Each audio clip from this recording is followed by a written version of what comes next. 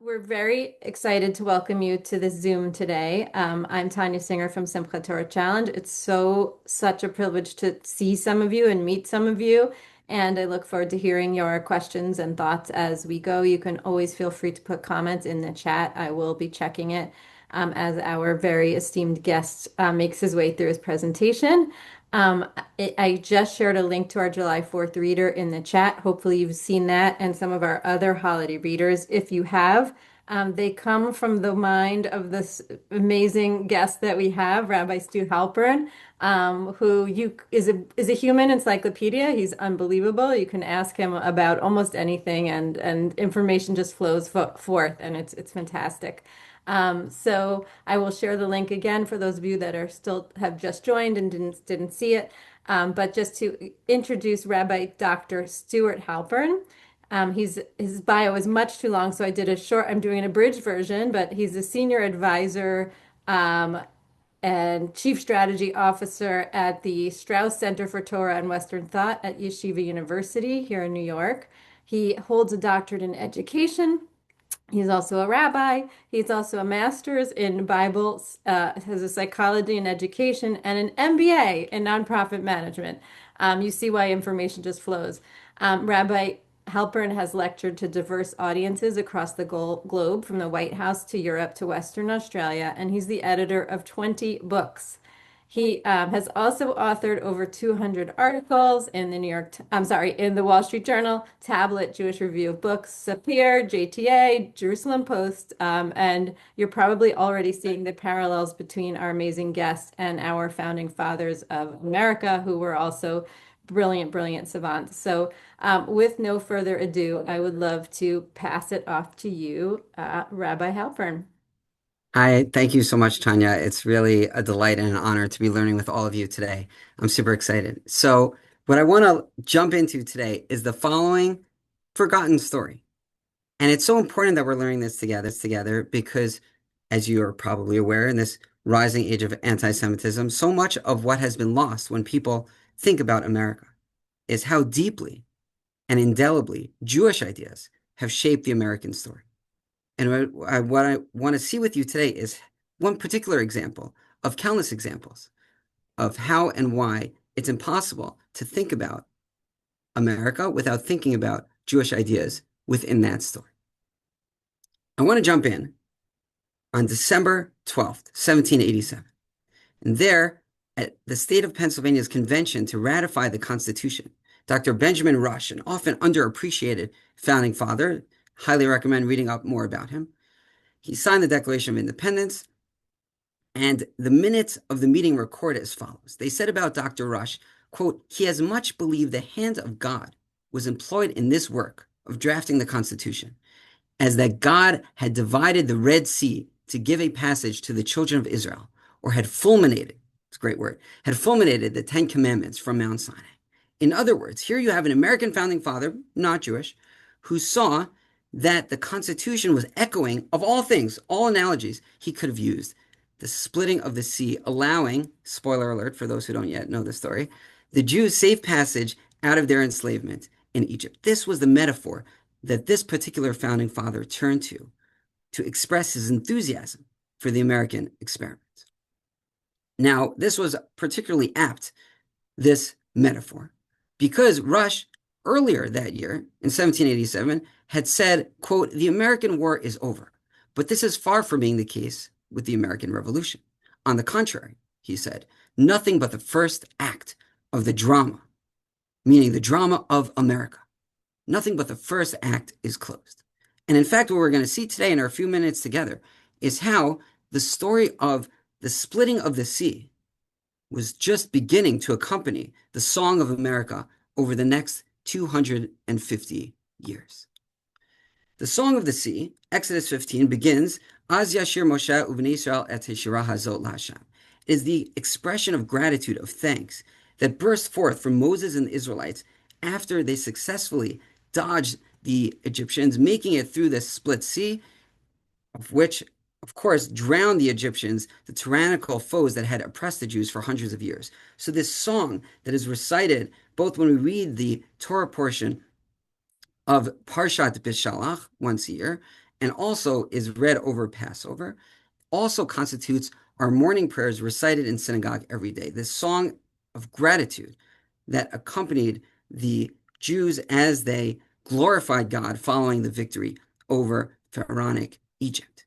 And this song has actually been powering the American story from our country's earliest days. It was not only Rush who had an affinity for the lyrics of liberty expressed by Israel, but in fact, as we'll see, it was countless Americans over centuries. Let's transition to the battle for Boston, one of the most crucial parts of the American Revolution, in which the Continental Army fought against the forces of King George III.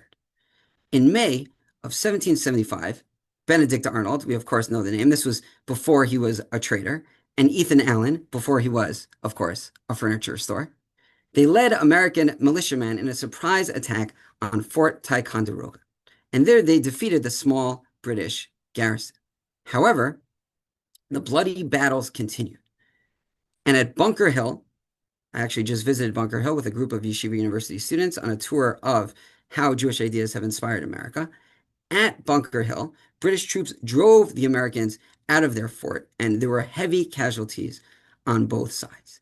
It was only months later that the American forces, the revolutionary forces, would drive the British successfully out of Boston after these multiple hard-fought battles.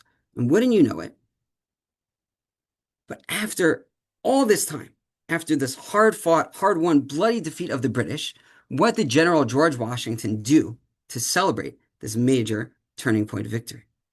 What he did was, thank you, Larry. Yes, it was near Bunker Hill. It's Breed's Hill, but the battle is known as Bunker Hill. Washington took his seat, and he heard a sermon, as one did in those days, by a chaplain. In other words, the way that you would excitedly celebrate victory was to hear the word of God. And so a chaplain named Abiel Leonard sat down and described to Washington and his troops, catching their breath over this hard-fought battle, the moment when the Egyptians were mired in the middle of the Red Sea, unable to move forward, and moments from being drowned in a flood when God, at Moses' prompting, closed the waters. The scholar James P. Bird says, quote, "No text was more appropriate for America's Israelites." In other words, this chaplain was seeing the hard-fought battle over Boston as an echo of the hard-fought battle between the Israelites and the forces of Pharaoh. It wasn't only Washington that saw his experience as that of imitating ancient Israel, particularly as they made it safely through the other side. John Adams, writing to his beloved and renowned wife Abigail on May 17, 1776, recounted how he had heard a sermon in which, quote, there was a parallel between the case of Israel and that of America, between the conduct of Pharaoh and that of King George. The preacher concluded, wrote Adams, that the course of events indicated strongly the design of providence that we should be separated from Great Britain. In other words, just as Israel had been victorious back then, so too would the revolutionaries be victorious now. The aforementioned James P. Bird, after surveying the writings of preachers and pundits during the Revolutionary era, noted that the third most cited biblical chapter during the war was, from the Hebrew Bible, not the Christian Bible, was Exodus 15. They repeatedly, preachers and pundits, quoted in particular a certain verse. The Lord is a man of war. The Lord is his name. The third verse of chapter 15. Because this became a biblical anthem of sorts. Why? Well, if you were waging a war, you wanted to know that the war was just, it was justified, and it was fair and righteous. And of course, you wanted to know that God was on your side, supportive of your fighting. And so this verse in particular was a beacon of hope and strength during battle as the Americans took on the British. Over and over again, they turned to it for inspiration, seeing in their efforts an echo of Israel. In that same spirit, William Foster preached to the soldiers in Pennsylvania in February of 1776, "See how Pharaoh's chariots and his hosts were cast into the sea. They sank as lead in the mighty waters." Just as God had moved great waters to defend Israel, he had done so to defend American patriots. Well, what was he referring to, this William Foster? He was alluding to the Independence hurricane that struck Nova Scotia and decimated the British in September 1775. Thousands of members of the British Royal Navy were killed. So the idea of seemingly a miraculous event striking down through water the enemies of liberty, well, that was too obvious an analogy to not make. Little wonder, given this affinity for the analogy of Israel successfully defeating the Egyptians, that Benjamin Franklin and Thomas Jefferson, when they were appointed, along with Adams, to come up with the Great Seal of America, suggested what you see behind me, which is a later artistic rendering of their ideas. Jefferson suggested that the motto, the symbol of America that would adorn buildings, dollar bills, would be the Israelites being led by a pillar of cloud by day and a pillar of fire by night, which is the description in the Bible of what protected the Jews once they made it through the Split Sea and were traveling through the desert for years. They were surrounded by a pillar of cloud by day and a pillar of fire by night. Franklin, on the other hand, in a suggestion later edited by Jefferson, thought that the symbol of the United States should be Pharaoh sitting in an open chariot, a crown on his head, and a sword in his hand, passing through the divided waters of the Red Sea in pursuit of the Israelites, raised from a pillar of fire in the cloud, expressive of the divine presence and command beaming on Moses, who stands on the shore and extending his hand over the sea causes it to overwhelm Pharaoh. This was an amazing suggestion by Benjamin Franklin and Thomas Jefferson, but alas, like many suggestions you have probably put forward on committees at work, in your synagogues, or your JCCs, it was a super awesome idea that got killed by committee, which stinks because this would have been awesome if the symbol of America was a scene from the Exodus. Instead, the symbol became an eagle on one side and the weird pyramid, the unfinished pyramid that adorns our dollar bill. So instead of a symbol of Israel, we got a symbol of Pharaoh in Egypt on our dollar bills. Boo. The Song of the Sea continued through the revolution, marching forward. It became a Civil War anthem accompanying the fight of both sides. On May 18th, 1842, the Vermont Telegraph criticized the supporters of slavery as, quote, blind and infatuated enemies of liberty. Will they never give heed to the warnings of history? It wondered. Well, what warnings did the paper have in mind? It then cited Exodus 15:11 to anticipate the South's eventual defeat, saying, who is like unto thee, O Lord, glorious in holiness, fearful in praises, doing wonders, using this verse to encapsulate its expectation that God, just as he had done then, would defeat the forces of tyranny. Of course, it was so easy to analogize the South to Pharaoh because both, of course, had held the slaves. The New York Times, in its April 15th, 1861 issue, reported how the renowned abolitionist Henry Ward Beecher had quoted multiple lines of the song and told his audience in Brooklyn, right before us, brethren, rolls the Red Sea, red indeed, for there is blood in it, the blood of the slaves, and the word of God is, go on, citing chapter and verse to encourage the fight for freedom for all Americans. The January 30th, 1862 edition of DC's The National Republican cited not the song in Exodus 15, but the small, short celebration with symbols. Tanya is holding a symbol with symbols that are celebrated after the Song of the Sea by the women in ancient Israel, led by Miriam, Moses' sister. In describing the slaves the paper hoped to see freed, they anticipated that, quote, these children of oppression will make such an exodus from the house of their bondage as the world has not seen since that exodus of God's people, that would be us, which the dark-eyed daughters of Israel celebrated in that sublime song, saying, the Lord hath triumphed gloriously, the horse and his rider hath he thrown into the sea. That was a song of Miriam cited here in 1862 amidst the Civil War.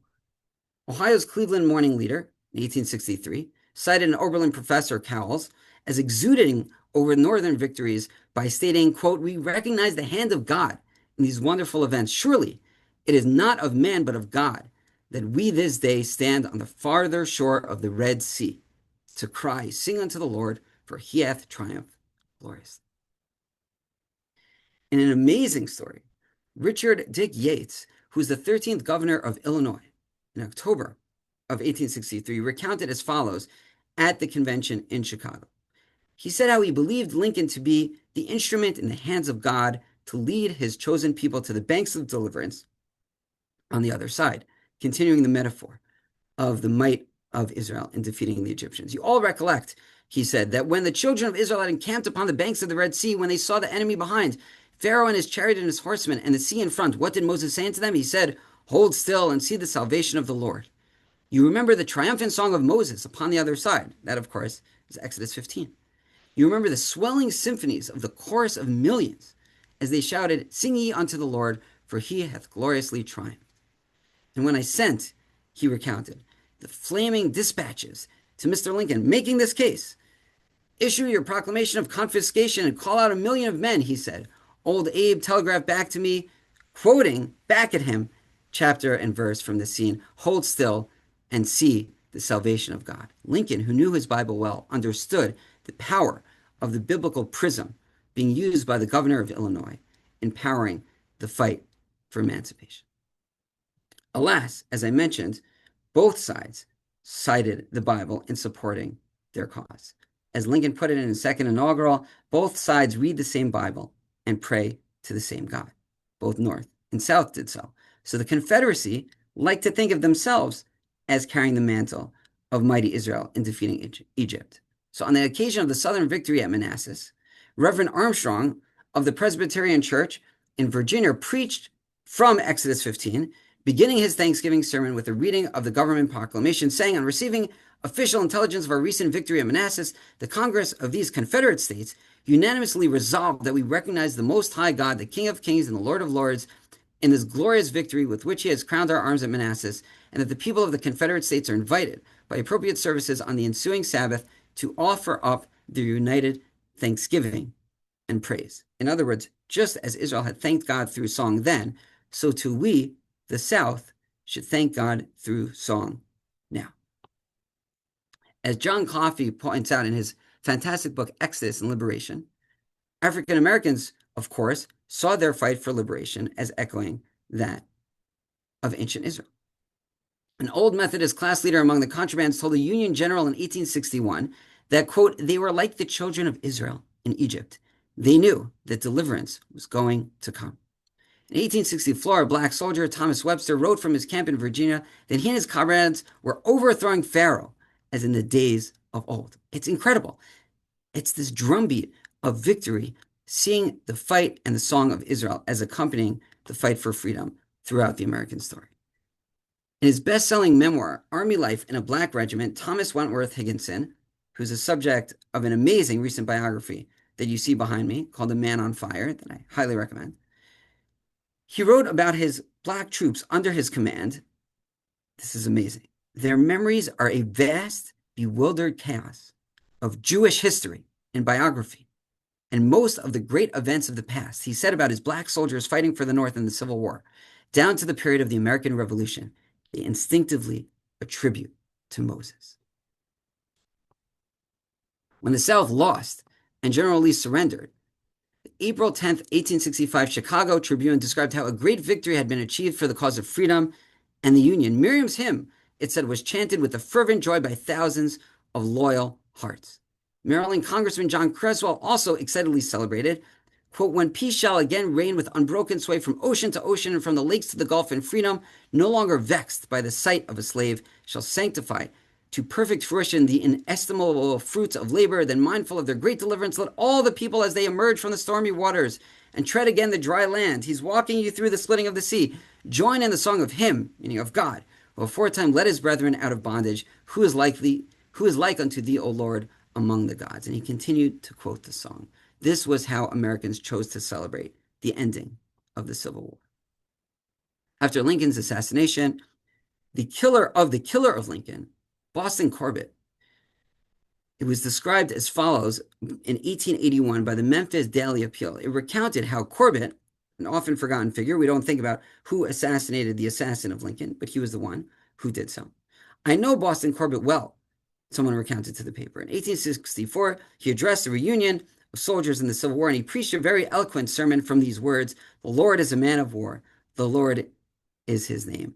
A verse that is well familiar to us at this point from the Song of the Sea. So even the defender of Lincoln, post-death, the assassin of his assassin, took a liking to the song.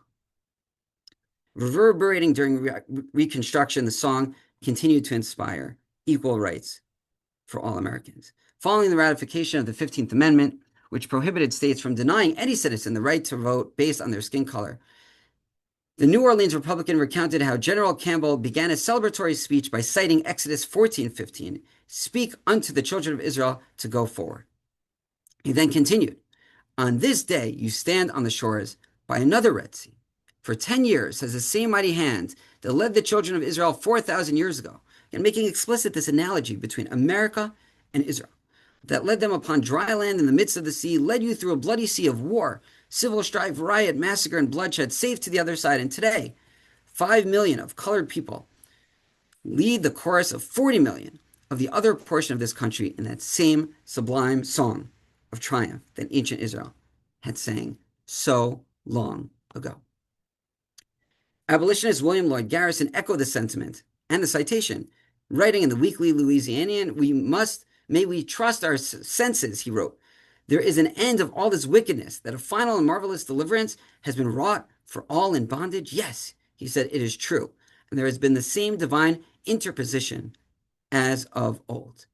The Lord said, back then in ancient times, I have been surely seeing the affliction of my people which are in Egypt, and I have heard their cry by reason of their taskmasters." This is a line that appears in the Passover Haggadah, drawn from the book of Exodus.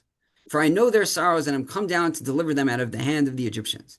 Thy right hand, O Lord, is become glorious in power. Thy right hand, O Lord, hath dashed in pieces the enemy." Citing again this indelible song imprinted on the American consciousness. Now, some argued, as we'll see, I think quite inspiringly so, that perhaps if you think about it, the Song of the Sea, Exodus 15, is the first example of communal national thanksgiving. Therefore, on Thanksgiving of 1873, a reverend in Ohio echoed the Passover Haggadah and its citation of the declaration over the first fruits. Now, just to remind ourselves, the book of Deuteronomy in chapter 26 recounts how when you're in Israel, you have your crop and you produce it and you present an offering of first fruits as thanks to the priest in the temple of Jerusalem. And so this reverend in Ohio in the late 1870s said as follows: "The children of Israel at their annual Feast of Tabernacle, or Feast of Ingathering," that is what we know and love as the festival of Sukkot, "assembled from dawn to Beersheba in the temple to offer thanksgiving to God for the products of the soil, the fruit of the vine, and the blessings of the year. And on the occasion of any signal interposition of the divine power in their behalf, they would break forth in songs of praise and thanksgiving to him who had interfered for their protection or defense." So he's teaching a lesson in Jewish history to all Americans in 1873. He continued, "Nearly 3,400 years ago, a vast multitude stood on the shore of an eastern sea." He's telling the story of our great-great-grandfathers and great-great-grandmothers. "On the border of the Arabian desert, during the preceding night, God had opened for them a passage through the waters. Their enemies, essaying to follow them, had been overwhelmed and destroyed. Their recognized leader now leads them in a song of praise to which Miriam, the prophetess, the other women respond in the chorus, and he shared the song of Miriam. How much more should we," he continued, "as a nation come before his presence, the presence of God, with thanksgiving." That same year, in DC's New National Era, Professor Langston is reported to have declared, "Our battle has been fought. Our red bloody sea has been crossed, and the song of redeemed millions to the honor and glory of him who gave us the victory has been sung. Our words too have been, and justly, I will sing unto the Lord, for he hath triumphed gloriously." And he continued to recount verses from Exodus 15. "The first great thing," he continued, "that the Republican Party has accomplished is the maintenance of our national life and the overthrow of slavery and the slave power of the country, and thereby saved and perpetuated," he believed, "American freedom." Freedom rang with the song and the lyrics of ancient Israel. In 1898, the song appeared, this time in the context of the Spanish-American War. In a newspaper in Florida, it recounted the words of a pastor who said as follows: "The victory over Spain at Santiago is a fearful blow to superstition, ignorance, and tyranny. It means that all oppressors shall be brought to their level, and that the ears of millions of oppressed shall hear the music of human liberty, music which they never heard before. Let us then, with Moses and the children of Israel, sing a song unto the Lord, for he hath triumphed gloriously." The song still echoed throughout the 20th century. In 1901, it was again associated with Thanksgiving and credited, as I mentioned, with inventing the idea of Thanksgiving being a national holiday. The Topeka State Journal recounted how the first historical Thanksgiving, claimed a certain reverend, is recorded in Exodus 15, when the grateful hosts of Israel beheld the discomfiture of their taskmasters, the Egyptians. The burden of that Thanksgiving was, "The Lord is my strength and song." And he cited verses from those lyrics of Israel. The hymn of Thanksgiving, he continued, sung by Moses and his followers, is an appropriate one for the American people of today. In the waning days of Teddy Roosevelt's administration in 1908, an Ohio newspaper called for greater investment in the military from a Congress that was wavering. It couldn't decide if it wanted to invest more into American defense. Our present Congress, the newspaper wrote, is not making any great history. They must think as congressmen that battleships are not peacemakers. Well, some of our congressmen are very religious, said the paper, and perhaps have been reading the Song of Moses in the Bible. Moses saying the Lord is a man of war and the Lord is his name. So they depend on the Lord to fight for us instead of a large navy. Does Roosevelt, like Moses, say stand still and fear not? I believe not, said the paper. The president wants a big stick, for he knows we are afraid of a man with a club if we have no gun handy. In peace, the paper concluded, prepare for war. In other words, the Song of the Sea here was cited in an argument for Congress to not allow us to throw up our hands when it came to self-defense and rely on God, but rather to invest in it heavily, thereby potentially granting us future victory. A few years later, during World War I, a Salt Lake City paper evoked the song to argue against the U.S. joining the conflict. It cautioned that as the war is going on, all of Europe will in a little time be one vast house of mourning, which essentially was true, and more than half the people left will be bankrupt. It will be as if it was in Egypt on the dreadful night when the firstborn died. This is an allusion, of course, to the slaying of the firstborn, when there was not a house where there was not one dead, and there was a great cry throughout all the land of Egypt. And, continued the paper, it will be no comfort to stricken mothers, wives, and sisters if someone has the temerity to sing, I will sing unto the Lord, for he hath triumphed gloriously. In other words, don't think, argued this paper, in its anti-interventionist perspective, they will be comforted by the song of praise and thanksgiving, because so many of our troops might, God forbid, pass away if America was to join the conflict. Now, of course, again, sorry, spoiler alert for anyone that doesn't know, but America did enter and win World War I. And when it did so in 1918, the song, of course, was there again. Paper reported on the local celebration, titling one section, God has triumphed as of old, and it reprinted the words of a chaplain. The noblest answer, said the chaplain, to the question of why we sing after the victory in World War I is found in the Song of Moses, when he said, I will sing unto the Lord, for he hath triumphed gloriously. We sing, continued the pastor, because God has through us and our allies bowed that proud head, and not autocracy but righteousness has triumphed, that henceforth the righteousness of God and the righteousness of a people shall dominate. We sing because democracy is able to give expression to its principles. So in other words, this pastor was seeing the prism of Israel as shaping American democracy. We who have in this country believed in its principles can face the whole world and know that everywhere the will of the people must have place. And I think my favorite source in all our studying together today, we have as follows. After the Balfour Declaration, England's stated commitment to support a national Jewish homeland restored in the state of Israel. A New York paper recounted the following absolutely knock your socks off incredible story. Long ago, said one shawled old woman on the Lower East Side, I remember in the old country, in Romania, we used to celebrate Shabbat Shirah, the song, as I mentioned, when the song falls out in the cycle of Torah reading in Parshat Beshalach. It's called Shabbat Shirah, the song, the Shabbat of song. We would celebrate it just by ourselves, she said, talking about her childhood in Romania. The Sabbath of the song, we called it, after the Song of Moses, that is read in the temples. And I remember when I was a little girl, my mother giving me the breadcrumbs from the table and telling me to go out and strew them to the birds because it was the Sabbath of the song. But that, she said, was long, long ago.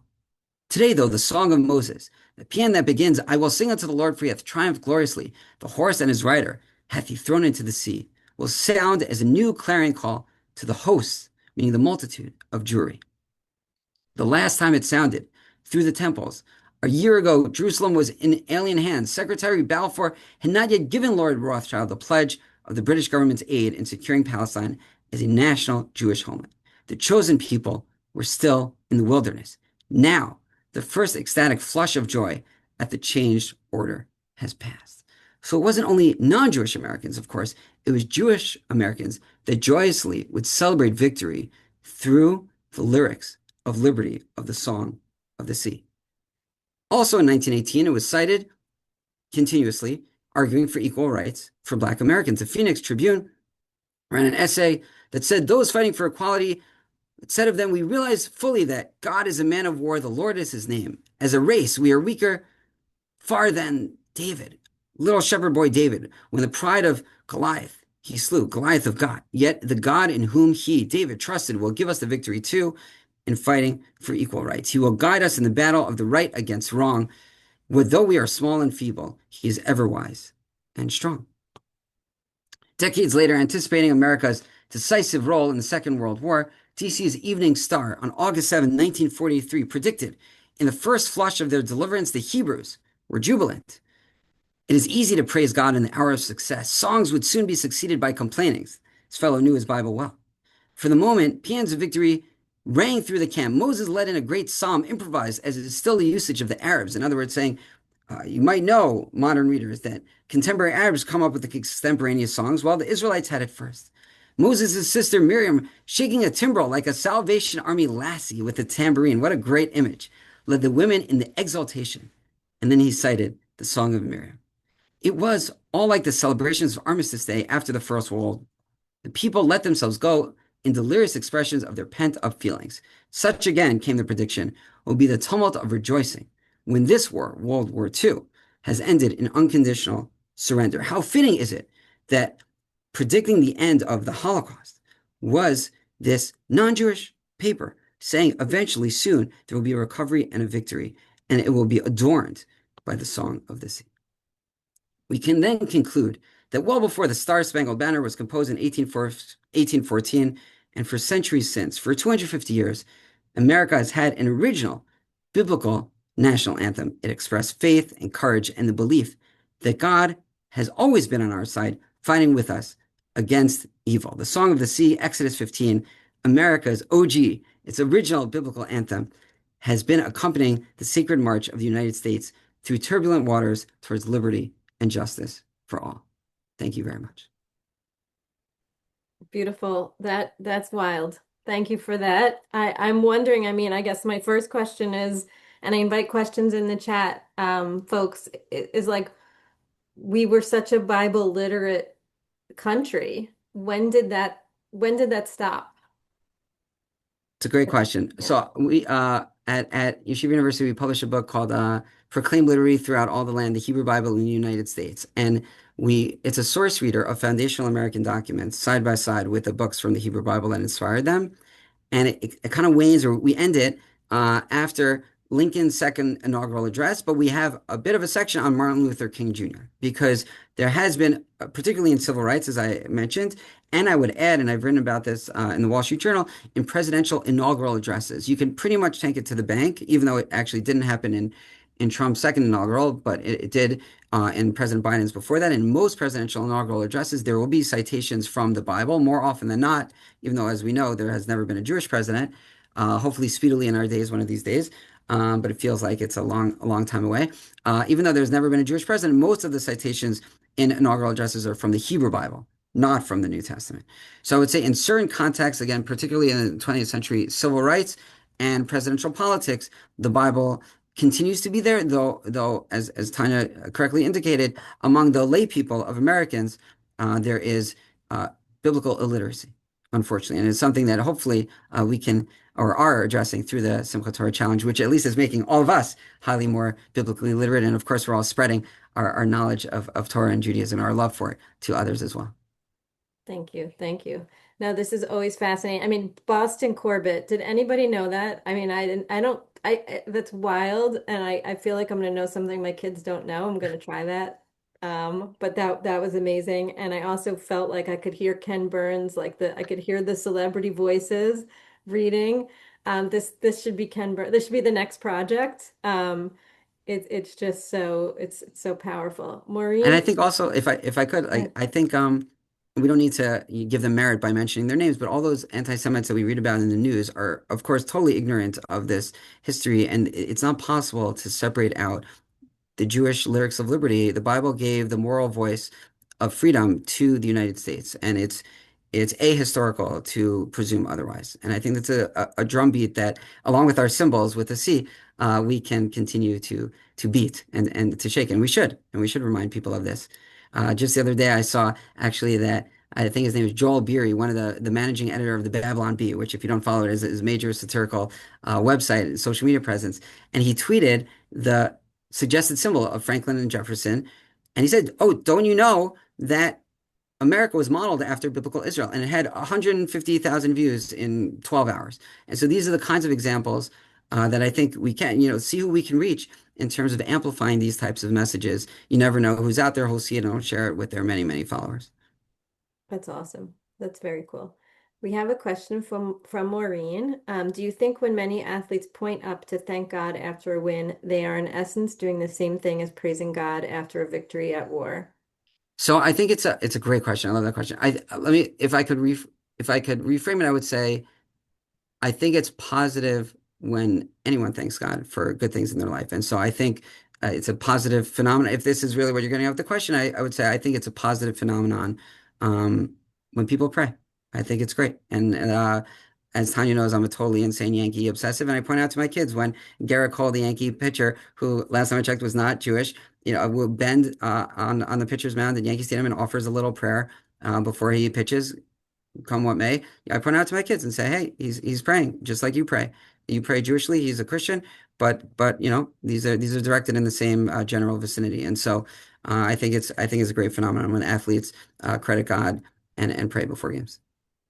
I'd love to play with that a little bit because a lot of what I was thinking as you were sharing those slides was like the idea of liberty for its own sake. And Mm, this is liberty in service to something greater than great. yourself. And I wondered if you could talk. We are Simchat Torah Challenge. Sure, of course. The spirit of, let my people go wasn't just about like unabashed Awesome. freedom, right? And so can you talk a Awesome. little bit about like what the real intention of all of this is and what our liberty is? Absolutely. So as pointed out, not often enough, that there is no such thing as let my people go. It's let my people go so that they may worship me in the wilderness. I mean, exactly like Tanya said, I couldn't have said it any better. The freedom is for something. And the freedom is for a covenant, is for abiding by the rules of the Torah. And so, to bring the analogy back to America, I think it's what better time than now, as America turns 250 years young, to think about what are the symbols of covenant in America.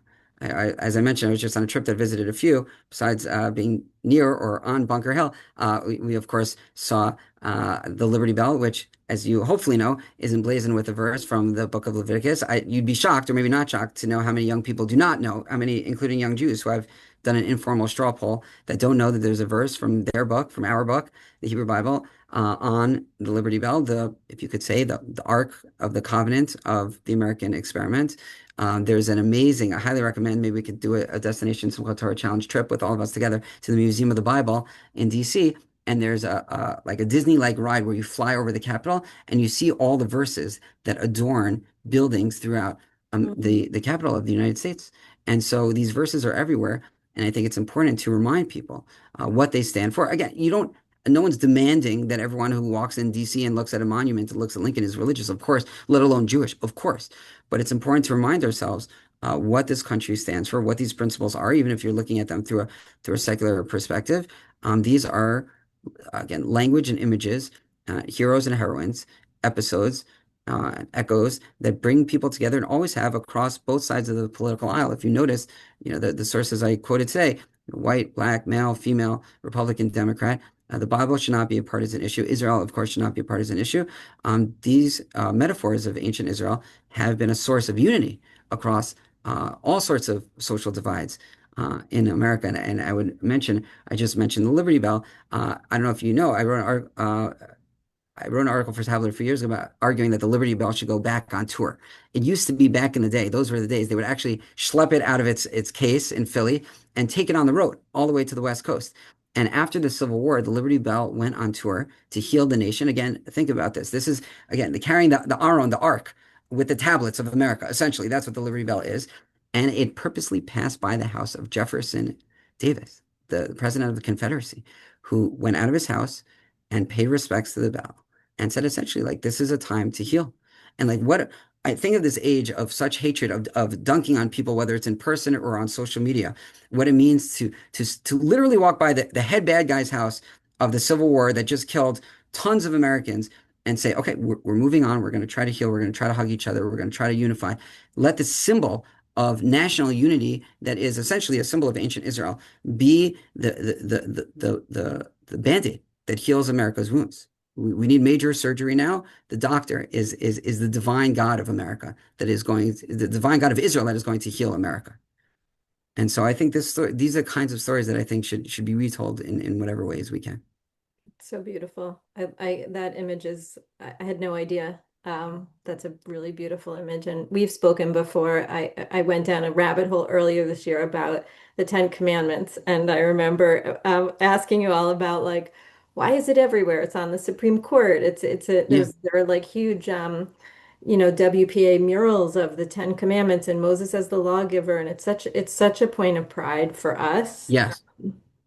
I don't know if you want to expand on Yeah, I that. would say it's such a point of pride, but it's also I think we need to sort of stop and look at it and appreciate it for what it is exactly like you said. I think it's very easy as American Jews to feel down on America because of anti-Semitism.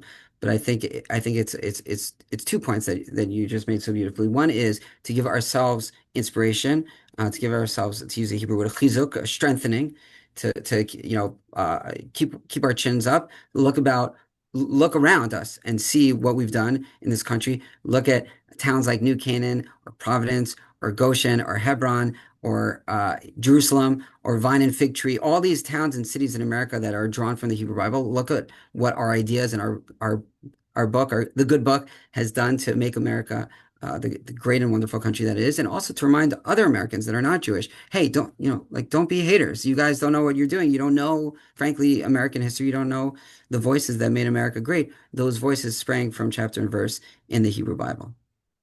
It's so beautiful. There's another question or another comment. Freedom 4 echoes Pope John Paul II. Why are we given freedom? So that we may serve God and our Yes, neighbor. excellent. Can Thank you you for expand on that a little bit for those of us Yeah, I think it's for the important record? to think about what I think is very apt. What is freedom for? That is I think I've mentioned to Tanya that I live in Israel now, and I'm in New York physically currently, but living in Israel, they ask you for your Teudat Zehut, your national ID number, effectively your social security number, for ordering pizza, any electronics over $300, getting gas from the gas station. It's crazy. Americans have a tough time putting up with this lack of freedom, where essentially at the push of a button, some bureaucrat in Israel can run an entire report of every time you went to the doctor and bought a PlayStation 5 for your kids, theoretically speaking, of course. And so, America, we talk all the time about how we pride ourselves on liberty. Well, what does that mean? So, I think uh, as America turns to 50, it's important to think about what that means and what that asks of us. And this, the risk of being cliche in these fractured times, I think part of what it means is how do we cultivate a sense of unity with the other? Whether that's someone in a different political party, it's someone with different beliefs, it's someone uh, different faith or no faith at all. What are things we can go around? We can gather around rather and articulate together and say, okay, this is something we can all get behind. The idea that we all look out for each other and have a sense of mission. The idea that America is not just a country like any other, but it has a calling. And now that calling could be a life in service of God or a life in service of the other. It could be through social justice, through the idea of tzedakah, of charity. It could be the idea of increasing literacy to educate Americans of all kinds. And so I think it's important to have these conversations together. What are the commandments, you can say, of America today? What is it asking for us to do? Is it to leave the place cleaner, brighter, more educated, more healthy, more positive, more unified than before? Well, I think that's a great place to start. And I think these are the kinds of conversations that are important to have as America starts its next chapter. I'm just going to share the link to the reader that you so generously created for us for this July 4th. It has a very American recipe for pastrami sandwich created by Chef Eitan Bernath. It looks outrageous. I don't eat pastrami. I didn't think I ate pastrami. I'm definitely going to make this because it looks outrageous. But this is a nice way to sort of bring some of these things to your table this Shabbat. And I want to just bring it back unless there are other questions. Yes, Saul, I saw you. We will share the recording from the Zoom and you will be able to see the slides. Thank you for reminding me. Um, but I want to bring it full circle, a Simchat Torah challenge that we talked about this. I got, oh, you can't see it. My We can little see it. It's awesome. cymbal, tambourine, and the idea of the women sort of having such emunah, such faith that they knew when they were leaving Egypt in such stressed, crazy circumstances that like we're ready to celebrate, like we're preparing. They had so much faith, and um, and I want to bring that forward, and I also want to bring a connection to this week's parsha, if you will, Rabbi Halpern. And just talk to us about the women in this week's Parsha for just a second, and just tell us about just sorry guys, you're a part of this too. You all have mothers, maybe you have wives, but just a little women moment for the women since we Sure. honored all the men I on think this it's side. often so there's the Benot Slavka, the daughters of Slavka who want to have want to earn their right to the promised land. And I think exactly like Tanya said, it's often the women that lead that spark redemption in the Jewish story. 100%. I mean, I don't want to embarrass Tanya, but Tanya is sparking redemption by just increasing Jewish learning for thousands upon thousands of people. And I think exactly so there's both the demanding your seat at the table, that's A, and B is that seeing around the corner, seeing the hope. Like what, have your symbol ready, symbol with a C ready, because you don't know when redemption is going to come. And exactly like Tanya said, whether it's Miriam, whether it's the daughters of Salafkat saying, this promised land is ours. What gets you there is often, particularly in the Exodus story, the righteous actions of women under unimaginable pressure. Think of the midwives in Egypt who risked their life and limb to allow for the birth of Jewish babies. Think of Miriam watching baby Moses go down the river. And so it's the and this is you don't have to take my word for it, take the Talmud's word for it. It's because of the righteous women that Israel was were redeemed. And the righteous women thread throughout the story of the wanderings in the desert, most particularly as Tanya alluded to, the daughters of Salafchad who make sure to have their fair share. And so I think it's both the demanding of the fair share and the faith of women that has long powered redemptive possibilities of the nation of Israel and can and should continue to do so today.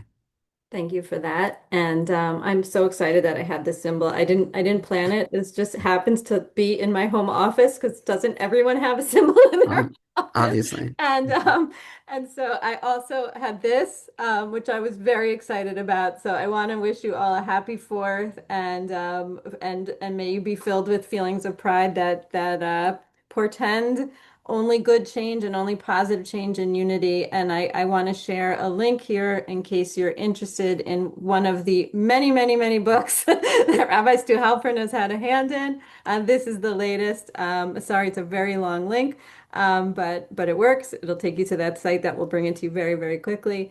And we thank you, Rabbi Stu Halpern, for all you have done from the very start with Simchat Torah Challenge, and for all of your scholarship and for sharing all of these really priceless, beautiful gems with us today. So Thank thank you. you so Thank you much, so much. You're the best. And all the and learners in and Simchat Torah thank you Challenge are the everyone best. else for joining us and taking time out of your day to be here. It was so lovely to see your faces. Thank you, everybody.